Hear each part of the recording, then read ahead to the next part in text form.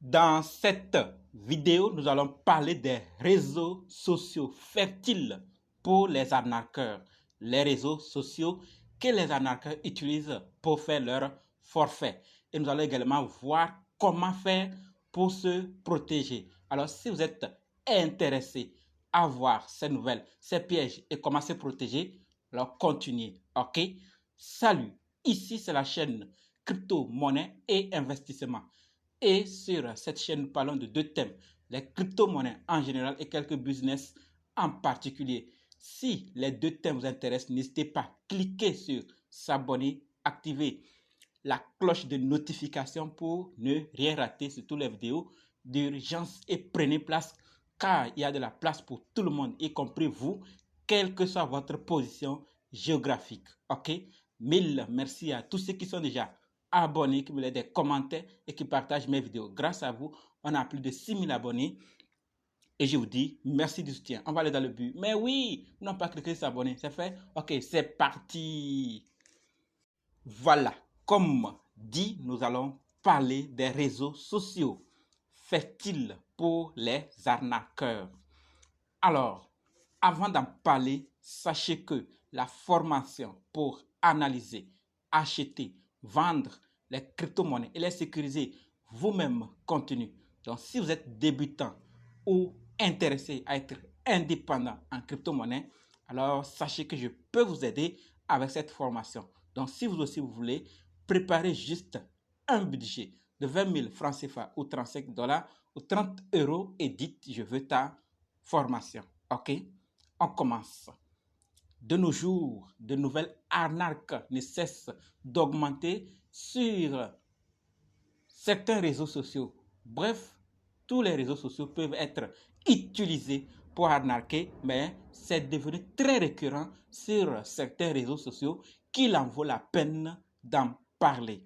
Alors, on parle de Twitter, on parle de Discord et on va voir quelques exemples de hacking qu'on a eu sur ces réseaux et qui ne fait qu'augmenter au jour le jour. Donc, Twitter, terreau fertile où chaque jour une nouvelle arnaque est découverte. Maintenant, comment se protéger? Restez jusqu'à la fin.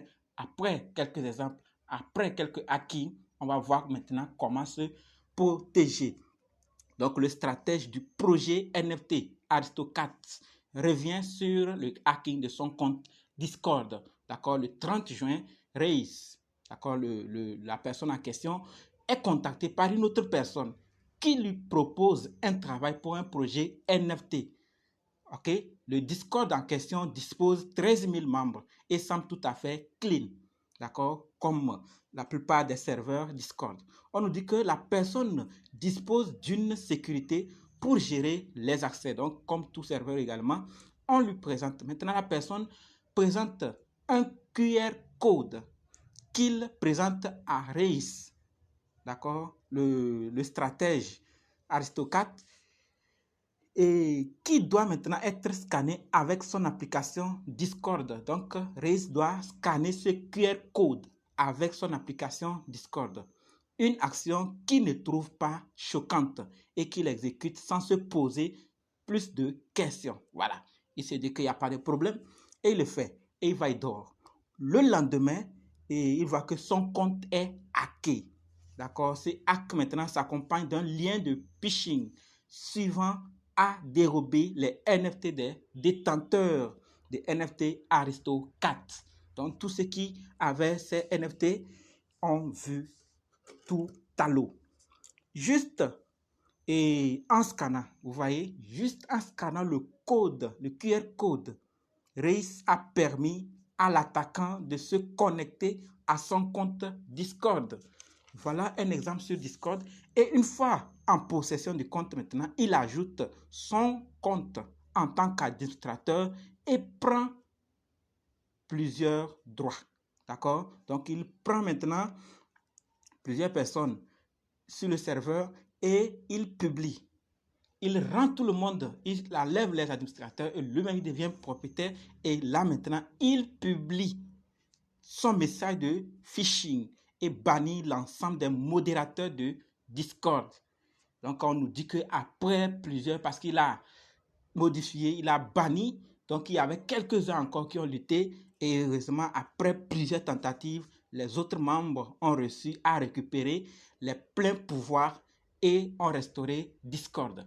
Voilà un des exemples sur Discord. Vous voyez, la personne envoie QR code de scanner et ça devient problème. D'accord? Comment ça s'est passé exactement? Donc, on nous dit que il a fait ça avec plusieurs intentions.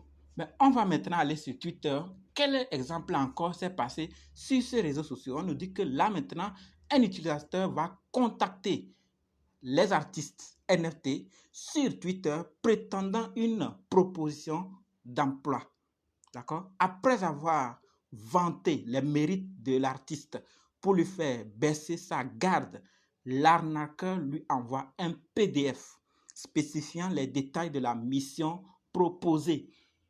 D'accord? C'est ce que lui propose. La deuxième chose, en réalité, le fichier téléchargé semble disposer de l'extension PDF. Donc, celui-ci est en réalité un fichier screensaver qui contient un scripteur permettant, d'accord, un script permettant d'infecter la machine de la victime. Toute la machine, on ne parle pas du site ou du réseau.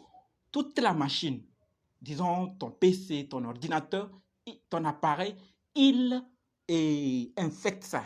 Et une fois infecté, l'attaquant peut récupérer l'ensemble des crypto-monnaies et NFT de l'utilisateur.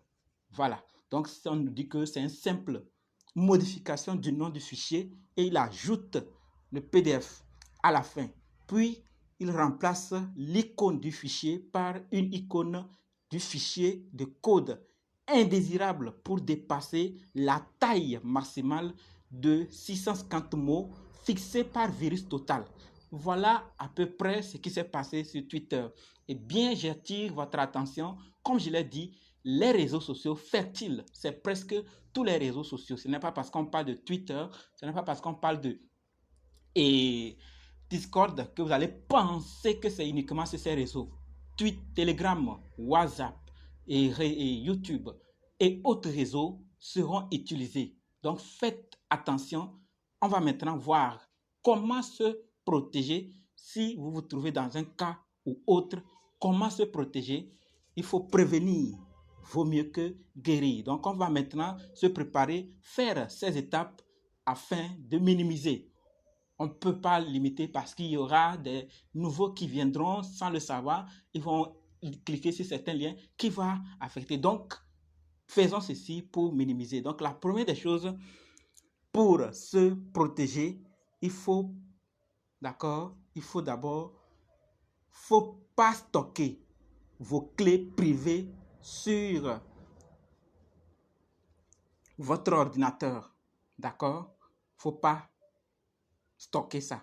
Vos clés privées sur l'ordinateur, même sur les appareils, pas du tout, d'accord?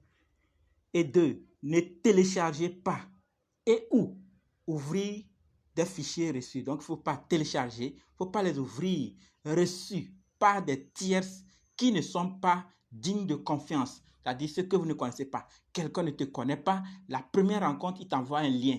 La première rencontre, il t'envoie quelque chose. Il te demande de cliquer pour voir. Attention, qu'est-ce qu'il t'a dit? Où est-ce que tu le connais? Qu'est-ce qu'il est pour toi?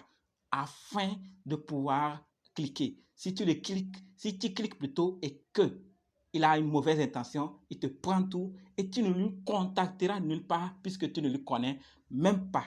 D'accord? Voilà, donc il peut arriver aussi que quelqu'un par hasard voulait vous aider, mais lui ne sachant pas. Donc, vous faites preuve de vigilance. Même si vous connaissez la personne, faites preuve de vigilance. Détectez vite si vous avez su, ne cliquez pas. D'accord? Parce qu'il peut avoir un ami, lui pensant vous proposer une bonne opportunité, mais vous voyez des problèmes sur le lien, des problèmes sur l'ensemble du projet, alors vous l'avertissez de sortir ses mains dedans pour ne pas que ça vous affecte, vous tous. Donc, soyez également vigilants. Ne dites pas, lui là, je le connais uniquement. D'accord? Faites attention.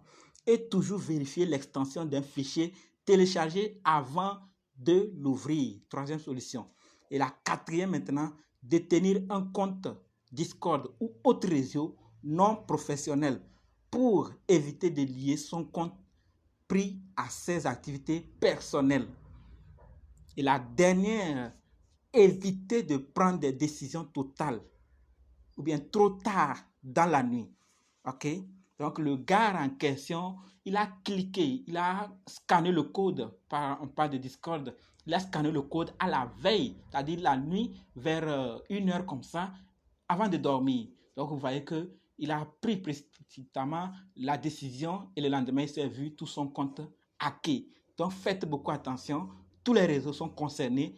Vigilance par rapport aux liens, vigilance par rapport au PDF, vigilance par rapport à ceux qui vous contactent et vigilance à vous aussi. Faites beaucoup attention. Si vous ne connaissez pas trop sur, n'y cliquez pas, d'accord? Et allez-y sur les comptes également officiels des projets avant ou bien pour avoir des vraies informations. Ne vous laissez pas dire que comme ça, comme ça. Il y a des faux comptes sur lesquels certains pensent pouvoir prendre des bonnes informations alors qu'ils ont pris des informations fausses, c'est des comptes faux. D'accord? Donc, faites beaucoup attention. Ce n'est que ça que j'avais à partager avec vous. Si vous en savez d'autres infos, ne laissez pas pour vous seul. Partagez-nous dans les commentaires et comme ça, on apprendra grâce à vous. Rendez-vous dans d'autres vidéos et dans les commentaires. N'oubliez pas également de nous rejoindre sur Telegram, WhatsApp, Facebook et la formation. Merci.